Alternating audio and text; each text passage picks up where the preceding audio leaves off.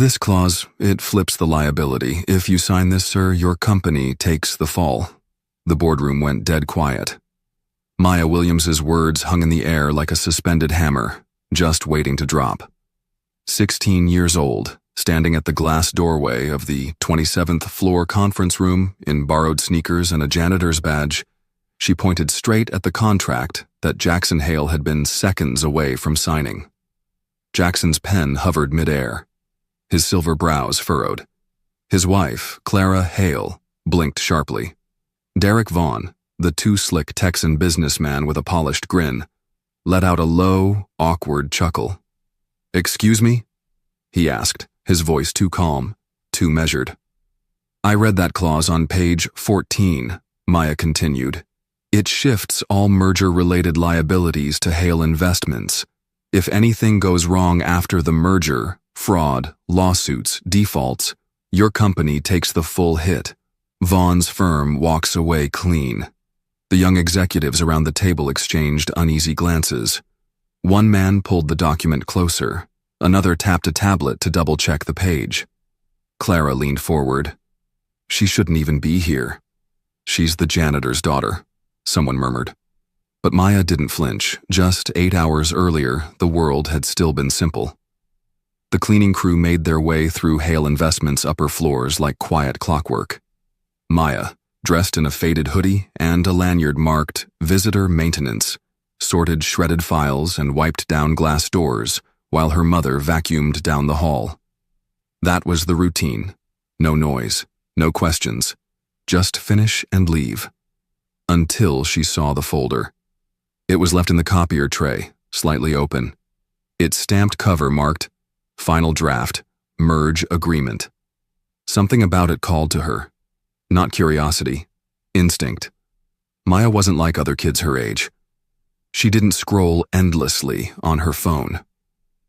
She read policy manuals, watched business documentaries with her grandfather, and once wrote a school essay titled How Enron Collapsed. She opened the folder slowly, eyes scanning the legalese. Then she paused. It was subtle, buried in subparagraph C, line 3 of the liability clause. But it was there, a reversal of responsibility. If the deal collapsed or if legal issues surfaced afterward, Hale Investments, not Vaughn Global, would absorb the legal and financial ruin. It was a trap. "Mom," Maya said, rushing down the hallway. "You ever seen a contract that hands over the whole company like this?" Denise barely looked up from polishing a glass wall. "Maya, stop it. Don't mess with their stuff." "But what if—" "No. You want us both out of a job?" Maya shut her mouth, but her mind didn't. It kept racing. Now in the present, the men and women in the boardroom sat frozen. Clara's hand tensed around the armrest. Vaughn's gaze narrowed. Jackson Hale stared at Maya. Slowly, he lowered the pen. "You say that clause flips liability?" His voice was calm. Too calm. "Yes, sir," Maya replied. "It's disguised in plain text, legal sounding. But if your team didn't read every line, it's meant to confuse. It doesn't protect your company. It sets you up to take the fall." Clara's voice cracked like frost. "Jackson, this is nonsense. She's a child." But Jackson was no longer listening to his wife. His eyes had shifted to the page in front of him. He flipped to page 14, scanned, paused, and something in his jaw tightened. Derek leaned forward. "Are we really giving weight to conspiracy theories from someone who polishes door handles?" Maya's cheeks flushed, but her voice didn't waver. "You can laugh, but if he signs that, your company's name is on every lawsuit that follows." A long pause. Then Jackson's voice, low and decisive. "Escort her out." Security moved swiftly. Maya stood tall even as they led her toward the door. But just before it shut behind her, she looked back once and met Jackson Hale's eyes. For the briefest moment, he didn't see a janitor's daughter. He saw a warning, a mirror, and a mistake he had almost made. His pen never touched the paper. The next morning, the silence at Hale Investments was different. Not calm, tight, unspoken. Something had shifted. Maya Williams sat alone in the lobby's security office, hands folded, chin high, heart pounding. The building's marble floors reflected cold light from the tall windows behind her. She'd been here for over an hour. No one spoke to her. No one offered water. No one told her what would happen next. Her mother sat beside her, shoulders stiff, face unreadable. Denise hadn't said a word since they were pulled off the night shift and asked to wait downstairs, but the worry in her eyes said it all. "I'm sorry, Mom," Maya finally whispered. Denise turned her head slowly. "You should be," she said flatly. "I clean this building to keep food on the table. Not so you can march into boardrooms like you own the place." Maya looked down. "I didn't mean to embarrass you, I read something dangerous and I couldn't let him sign it." "I raised you to be brave, Maya," Denise said softly, "but I didn't raise you to be reckless." Before Maya could respond, the door opened. A stern woman from HR walked in with a clipboard, heels tapping sharp against the tile. "Mrs. Williams," she said, not looking at Maya. "You've been placed on leave, pending review. We'll call you." Denise's lips tightened. She stood up, clutching Maya's arm. "Come on." Maya's stomach twisted as they exited the building. As the cold Chicago air hit her cheeks, she glanced back, one last time, at the tower of glass and steel. The place she thought she could make a difference in. Now she wasn't even allowed inside. Meanwhile, 30 floors above, Jackson Hale sat alone in his private office. The unsigned contract lay in front of him, the pages spread out like a crime scene. His finger traced the clause Maya had pointed out. Subparagraph C, line 3. She had been right. The language wasn't just misleading, it was deliberate. Cleverly written to appear standard while setting up Hale Investments to absorb full liability. He rubbed his temple slowly. "How the hell did I miss this?" Clara's voice echoed in his memory from the night before. "It's a standard clause, Jackson. Just trust me." Trust. That word used to mean something. He opened his laptop and began cross-referencing other contracts with Derek Vaughn's firm. Legal language, subsidiary names, offshore structures. All of it. Too clean. Too coordinated. His phone buzzed. Clara. He hesitated, then answered. "You didn't sign it, did you?" she said immediately. "No," Jackson replied, voice flat. "You're overthinking it. We vetted Derek's firm. You're letting that girl get in your head." He paused.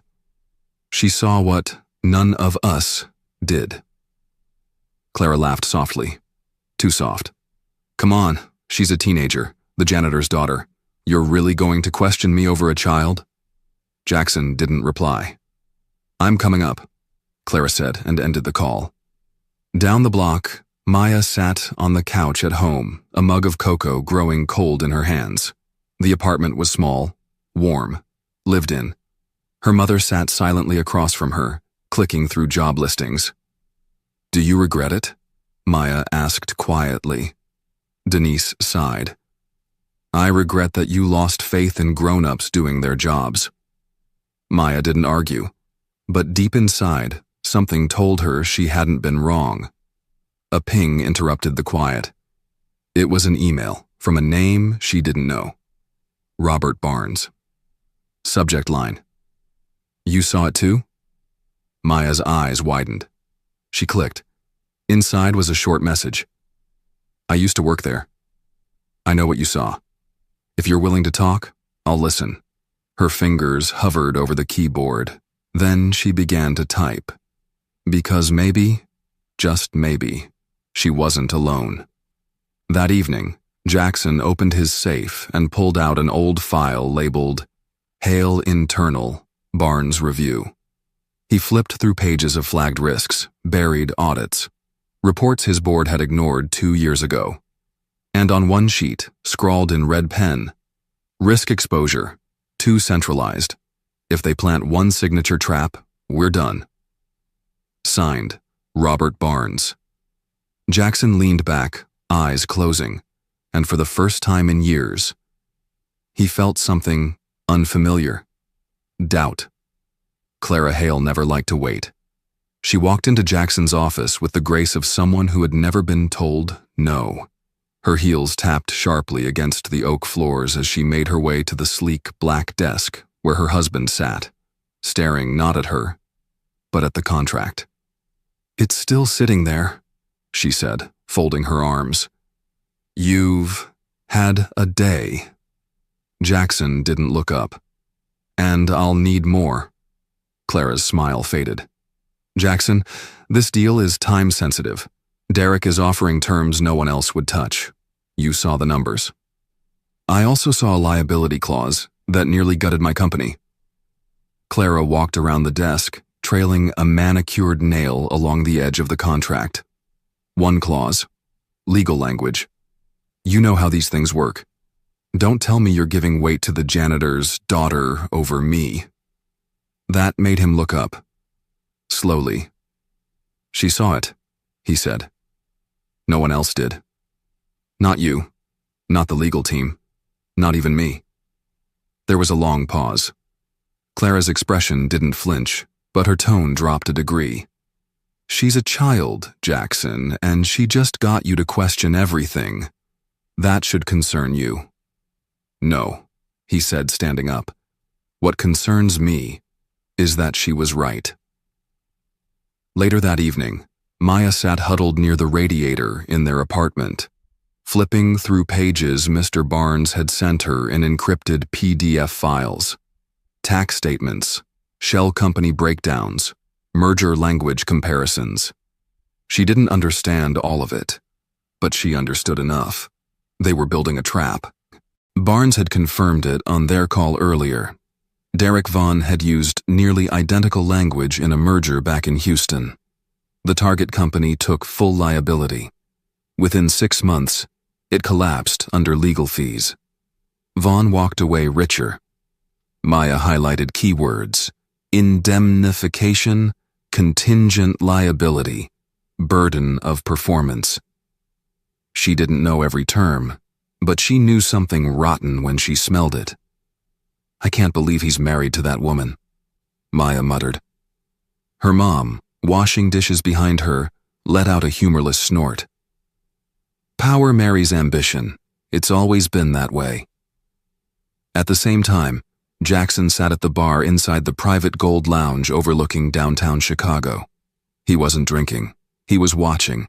At a far table, half shielded by frosted glass, sat Clara.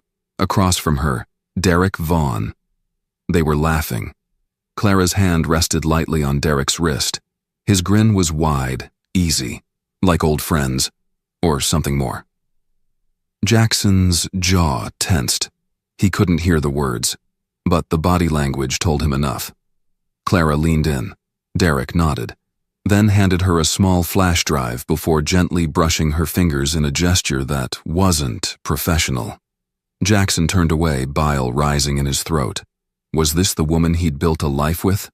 Or had she been using him from the beginning? Back at home, Maya's phone buzzed. Text from Barnes. Look into Clara's spending habits. 3 offshore transfers in her name. Cayman, British Virgin Islands, and Zurich. Maya's eyes widened. "She's in on it," she whispered. "She's not just clueless. She's involved."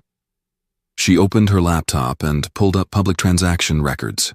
Her hands trembled. There it was, Clara Hale's name, tied to a dormant trust account in the British Virgin Islands. At that very moment, Jackson opened his email and saw a message from his bank's internal compliance team. Subject: Suspicious access activity, internal transfer alert. He clicked. Clara had attempted to authorize a $2.5 million movement from one of the company's dormant reserve accounts. It was stopped just in time. Jackson sank into his chair. The noose wasn't just tightening. It was inside his own home. Somewhere in the quiet of the night, 3 people couldn't sleep. Jackson Hale, now certain he was standing on a crumbling foundation. Maya Williams gripping the pieces of a puzzle far too big for a 16-year-old. And Clara Hale, seated beside Derek Vaughn in a black SUV, whispering, "He's starting to dig." To which Derek replied calmly, "Then we bury him before he reaches the roots." It started with an email. No subject line, no sender name, just a single audio file. Jackson Hale hesitated before opening it. He had been staring at the ceiling of his office for the past hour, long after the last assistant had gone home. The silence felt heavier these days, like the building itself was holding its breath. He clicked play. Clara's voice came through first, calm and calculating. "He won't question it. Not if I push at the right time." Then Derek Vaughn's deep drawl. "And if he does? Then we remind him what he has to lose." Jackson froze. He replayed it 3 times. And when it finally sank in, something inside him cracked. Not loud, not visible, but final. He forwarded the file to his private attorney, then leaned back and stared at the ceiling again, this time not with confusion, but with clarity. Clara wasn't just involved. She was leading it. Maya stood outside the massive bronze doors of the Harold Washington Library, clutching a folder and a flash drive Barnes had mailed her that morning. Her fingers were numb, not from the cold, but from fear. Everything they had pieced together now pointed in one direction. Someone was actively trying to bury Hale Investments. She stepped inside and made her way to the computer lab. The files were encrypted, but Barnes had included a handwritten key. As she typed, the truth unfolded. 3 merger attempts, 3 ruined companies, all tied to Derek Vaughn, and in the background of each one, buried deep in the documents, were traces of Clara Hale's digital approval credentials. She wasn't just helping Vaughn. She'd been doing it for years. That evening, Maya tried to deliver the physical documents to Robert Barnes at his apartment. But when she arrived, the door was ajar. Inside, empty. No signs of struggle, no sign of Barnes. Just a single envelope on the kitchen table labeled MW. She opened it. Inside were 2 things, a thumb drive and a post-it note. "They know I'm helping you. Don't come back here. Find someone you trust, soon." Back in the city, Jackson sat in his car outside an old courthouse. The building had closed years ago, but he wasn't here to speak with a judge. He was meeting Victoria Chan, a civil rights attorney and former prosecutor, known for taking cases no one else dared touch. She entered without fanfare, her black wool coat flapping behind her like a cloak of quiet justice. "Mr. Hale," she said, sliding into the passenger seat. "You came to the right person, but this is bigger than contract fraud." "I know," Jackson said. "You're dealing with organized financial subversion, maybe racketeering. I need to protect my company," he said. "And I need to protect a girl who saw it first." Victoria raised an eyebrow. "A girl? She's 16. Name's Maya Williams. She caught it before any of us did." For the first time, the lawyer smiled. "Then she may be our most valuable witness." The next morning, Maya returned to Hale Tower. Security was tighter now. She wasn't on the list. So she waited, cold fingers wrapped around a bag of evidence, until one of the junior staff, someone she recognized from late-night vacuuming shifts, walked by. He paused, glanced around, and whispered, "Mr. Hale said if you ever came back, I should take you straight up." When Jackson saw her, something in him softened. He stood, extended a hand. Not like a CEO, but like a man finally seeing his own blind spots. "I owe you more than an apology," he said. "I owe you the truth." Maya looked up at him, her voice quiet but firm, Then let's get it out before someone else disappears. They sat side by side in his private conference room, papers and screens spread around them like a battlefield map. Victoria Chan joined minutes later, nodding once at Maya. "This is your war now," she said. "But with the right moves, we win it before they even know we're fighting." Maya nodded, nerves taut, but steady. Because for the first time, she wasn't fighting alone. And the cracks in the marble weren't just breaking apart a building, they were letting the truth come through. The courtroom wasn't scheduled yet. No subpoenas had been issued. No press conference had broken the news. But the war had begun.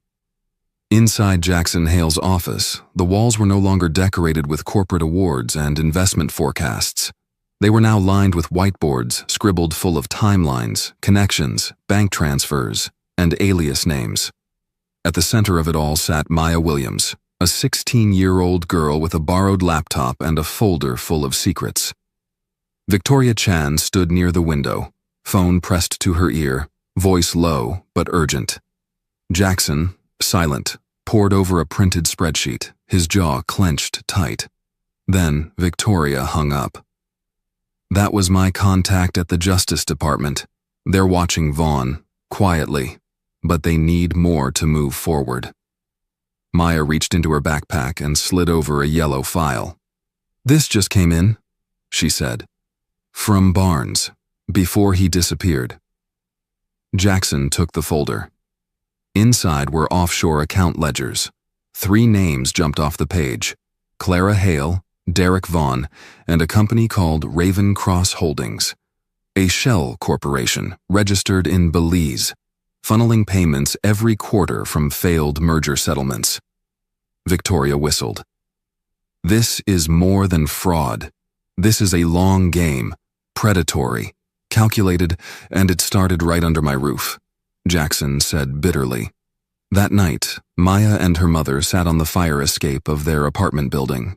The city below buzzed with yellow taxis and music floating up from restaurant patios.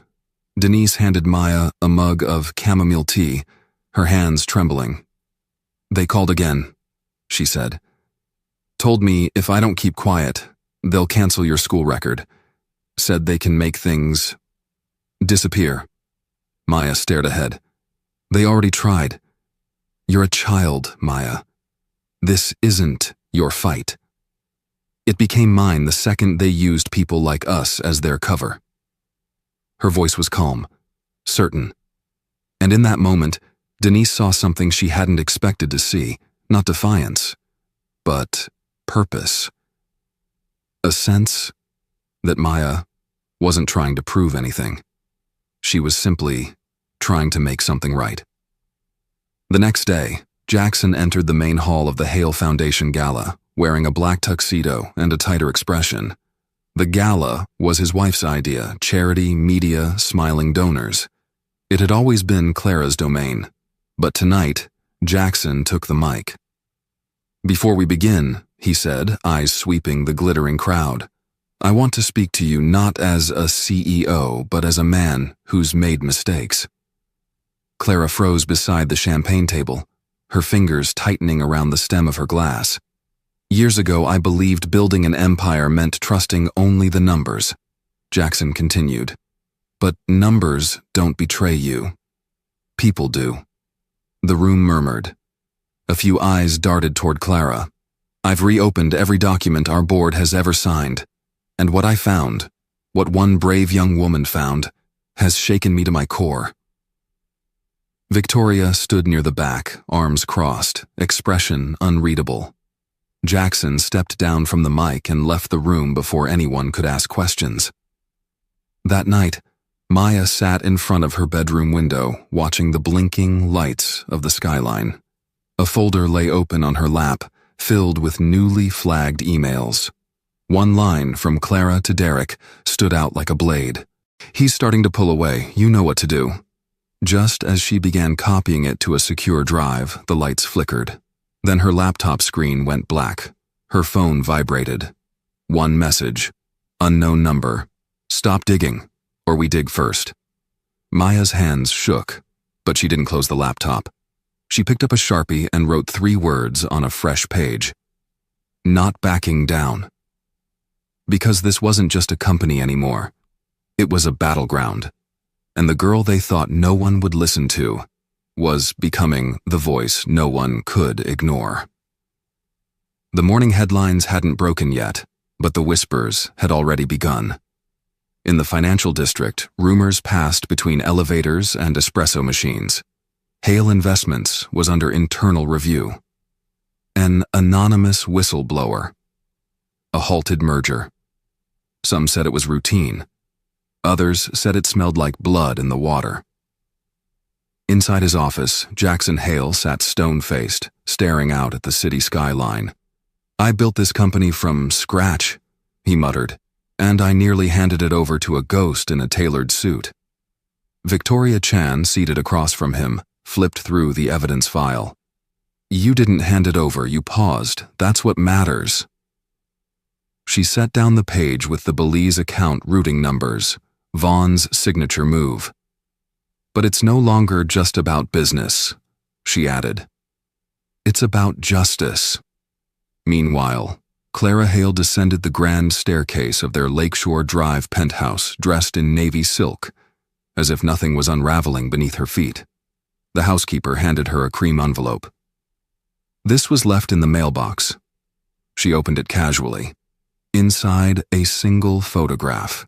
Jackson standing with Maya and Victoria, heads bent over a set of documents. 3 signatures circled in red, and a sticky note. You're losing control. Clara didn't blink.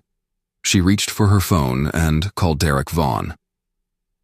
That evening, at a private business summit hosted at the Four Seasons, Derek Vaughn strolled through the crowd like a man with nothing to hide. Expensive whiskey in hand, charming investors, one smile at a time. But something was different tonight. People nodded, but too briefly. Some avoided eye contact. Others whispered after he passed. He found Jackson near the balcony. Well now, Derek drawled. You've stirred quite the pot. Jackson didn't shake his hand. I haven't stirred anything, he replied. Just stopped pretending I was blind. Derek leaned in, voice smooth. You go public with this, and you'll bury more than just me. You'll drag your wife's name into the dirt. Your board will panic. The stock will crash. Is that the legacy you want? Jackson didn't flinch. I'd rather lose a company than live a lie. Back at Maya's apartment, her mother hung up the landline and turned to her daughter. That was the school principal, she said quietly. Someone's filed a complaint that you're emotionally disruptive on school property. Maya blinked. I haven't even been to school this week. Denise's hands trembled. They're trying to push you off balance. You're making them nervous. Maya looked down at the pile of files in her lap. She didn't feel nervous. She felt ready. By the end of the week, Victoria filed the first legal motion. Request for injunction and independent audit of Vaughn Global.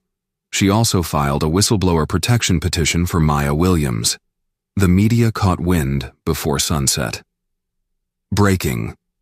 Hale Investments suspends merger, pending legal review. Anonymous teen identified as key witness. Photos of Maya from a school website were cropped, shared, retweeted. Some praised her, others doubted her. A few attacked, but none could ignore her. At dawn the next morning, Jackson walked into the boardroom and placed a stack of documents on the table. His executives sat waiting, faces drawn tight with tension. I should have seen this sooner, he began. But I let comfort blind me. He passed out the audit, the shell companies, the emails, the audio clip. Then he looked them all in the eye. You've got a choice, he said. Help me clean this house from the inside, or watch it burn from the outside. No one spoke, but one by one, they began to nod. And miles away, in a cafe near the Loop, Clara Hale sat across from Derek Vaughn once more. Her eyes no longer glittered with charm. "He's not going quietly," she said. Derek smirked. "Then maybe it's time we stop being quiet too." He slid a black folder across the table. Inside, a list of names, judges, reporters, one federal clerk. Clara closed it slowly. "We bury them," she said. But outside across the street, Maya Williams watched them from a city bus window. Her camera phone recorded every frame. The game wasn't quiet anymore, and the unraveling had only just begun. By Monday morning, Hale Investments was no longer a financial fortress. It was a battlefield. The firm's internal servers were down for routine maintenance, but everyone knew better. Compliance teams worked overtime. Legal counsel whispered behind closed doors. HR flagged employee emails for keywords like offshore, Vaughn, whistleblower. And Jackson Hale? He didn't flinch. He stood in the center of it all, calm, clear-eyed, and ready for war. At his penthouse, Clara Hale sat alone in the winter light, phone pressed to her ear. "They're coming for us," she whispered. Derek Vaughn's voice on the other end was steady. "Let them. We don't run. We counterattack." "You said the papers were buried." "They were. Someone dug them up." "You don't get it," Clara hissed. "It's not Jackson who's leading this. It's the girl. She's a child, and she's turning this whole damn tower inside out." There was a pause. Then Derek said coldly, "Then maybe it's time we remind the world who holds the real power." At school, Maya Williams tried to keep her head down, but it was impossible. Half her classmates stared like she was a ghost. The other half avoided her like she carried a virus. Some whispered, "Traitor." Others, "Hero." She ignored them all.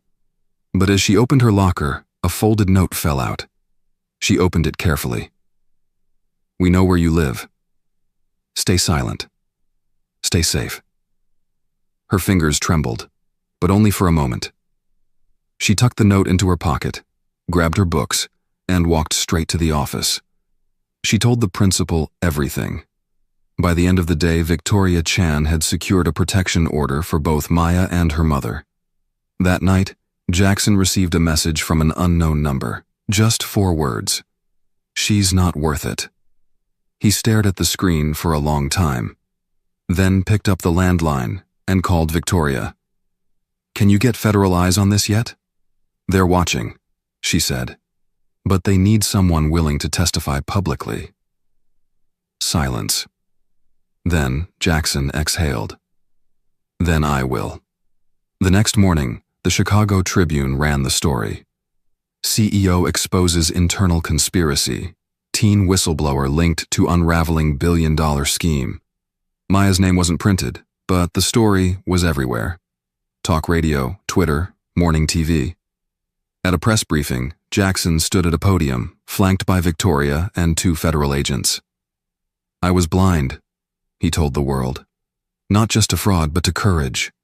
A 16-year-old girl saved my company from the inside out. The same company that never once saw her beyond her mother's uniform." He paused. Let the silence settle. "She saw what we refused to, and from this day forward, we will see her." That afternoon, Maya returned home to find a crowd gathered outside their apartment. Neighbors, journalists, a few strangers holding handwritten signs that read, "We believe Maya." Truth has no age. She stopped at the bottom step, stunned. Her mother gently took her hand. "They're not here to hurt you. They're here to thank you." But somewhere across town, in a high-rise suite guarded by tinted glass, Derek Vaughn sat in silence. He stared at a single image on his tablet, a freeze frame of Maya stepping onto the witness platform. Then he looked up at Clara, who paced behind him in tight circles. "She's still a kid," Clara snapped. "You really think they'll let her bring us down?" Derek's voice was low, cold. Kids don't bring down empires. He leaned forward. Symbols do. He stood, slammed the tablet shut, and turned toward the door. Let's break her before she becomes one. The courthouse steps groaned under the weight of flashing cameras and murmuring crowds. Gray clouds hung low above downtown Chicago, but the energy in the air was electric. Inside courtroom 12B, the air was stiffer, heavier. Jackson Hale adjusted his tie and glanced at the wooden double doors behind him. Victoria Chan stood by his side, reviewing her notes. Maya Williams sat 2 rows behind them, dressed simply, hair neatly braided, eyes sharp with quiet fire. It was the first day of testimony. Derek Vaughn sat across the aisle with the calm demeanor of a man who believed money could erase anything. Clara Hale, poised in a slate-gray suit, sat beside him, her eyes empty, lips unmoving. The judge entered. All rise. Victoria opened with precision. She painted the picture not with fire, but with facts, contracts, dates, forensic analysis. One by one, she exposed the network of shell companies and forged authorizations that funneled corporate liabilities straight to Hale Investments, while Vaughn and Clara profited quietly offshore. Clara didn't look at Jackson once. Then came the moment the courtroom had been waiting for. Victoria stood. Your Honor, I'd like to call Maya Williams to the stand. Gasps fluttered. Reporters scribbled wildly. Maya stepped forward slowly, not as a victim, not even as a child, but as the first person in the building who dared to speak the truth. She placed her hand on the Bible, swore in, sat down. Victoria smiled gently. Miss Williams, how did you first come to be involved in this matter? Maya's voice was steady. I was helping my mom on the 27th floor. She's on the night cleaning staff. I saw the contract in the copy room. The signature at the bottom didn't look right. And when I read the fine print, it didn't sound right either. Victoria nodded. What stood out to you? There was a clause, buried deep.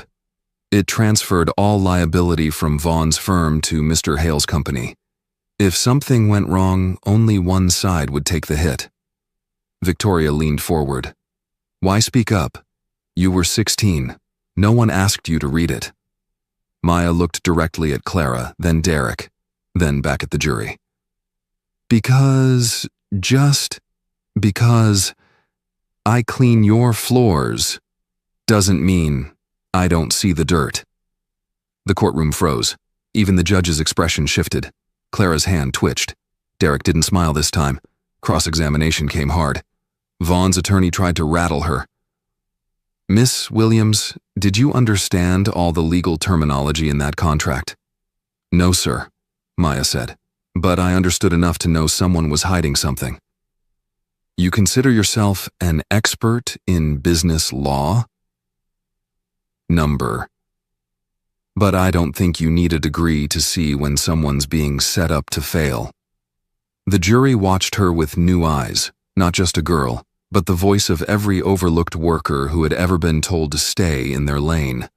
After the recess, Jackson took the stand. Victoria asked him one question. What made you believe her? He paused. My gut said she was right, but more than that, I remembered something I'd forgotten. And what was that? He looked toward Maya. That integrity doesn't depend on status. Sometimes the janitor's daughter sees the cracks before the board does. Then Clara Hale took the stand. The courtroom held its breath.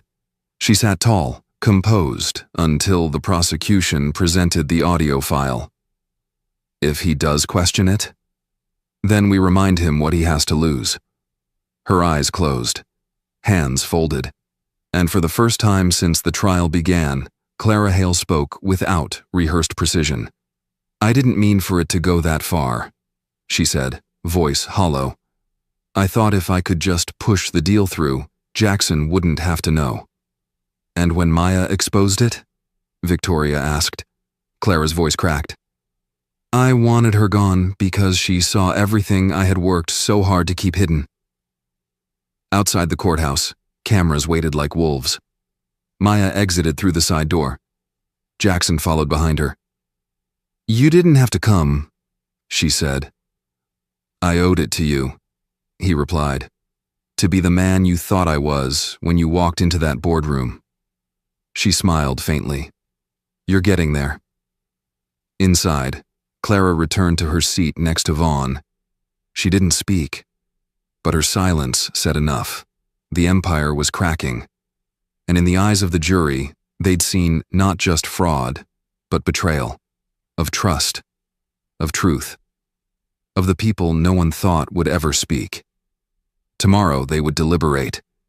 Tonight, the world waited. The verdict came just before noon. The jury filed in with solemn faces. Maya sat between Victoria Chan and her mother, gripping the hem of her skirt. Jackson Hale stood behind them, hands clasped tightly in front of him. On the other side of the courtroom, Derek Vaughn smirked faintly. Clara Hale stared at the floor. The judge called the court to order. The forewoman stood. "On the count of conspiracy to commit corporate fraud, we find the defendants guilty. On the count of falsifying financial documents, guilty. On the count of obstruction and tampering with legal contracts, guilty." Each word fell like a gavel striking stone. A lifetime of manipulation undone. Derek's smirk vanished. Clara closed her eyes. The judge issued the sentence swiftly.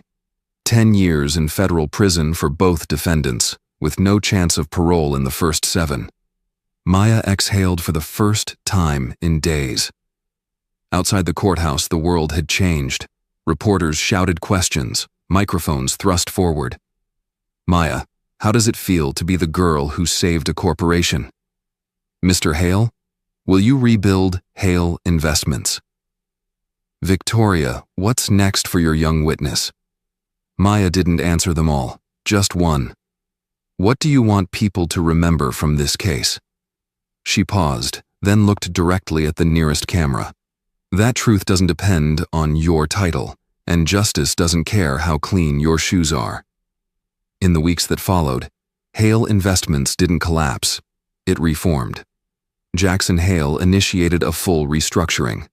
Clara's name was removed from every official board record. Vaughn's assets were frozen. Victoria Chan was brought on as chief ethics counsel. And Maya Williams, she was offered a full scholarship.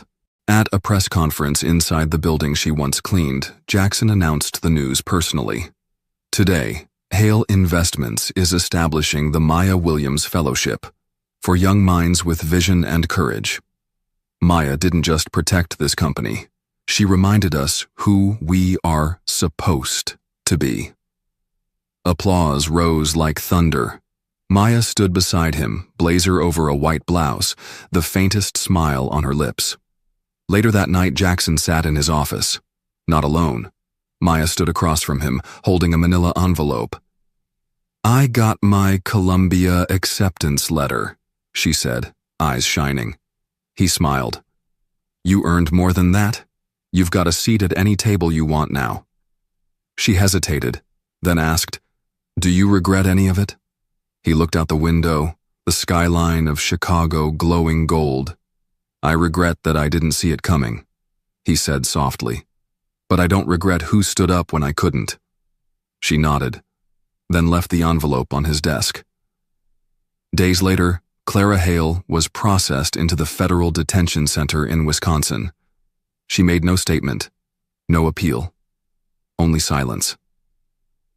In a cold, concrete cell, her empire reduced to static in the news, she replayed the audio that sealed her fate. "Just because I clean your floors doesn't mean I don't see the dirt." The words echoed, again and again. In a quiet office above a city reborn, Jackson placed Maya's envelope on a shelf above his desk, beside his most treasured awards. And, beside it, a plaque read, "Truth isn't loud, but it lasts." He leaned back in his chair, closed his eyes.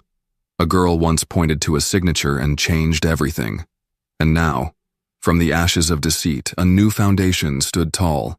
Cleaner, stronger, and unshakably honest. The empire hadn't fallen. It had been rebuilt. By the one they never saw coming.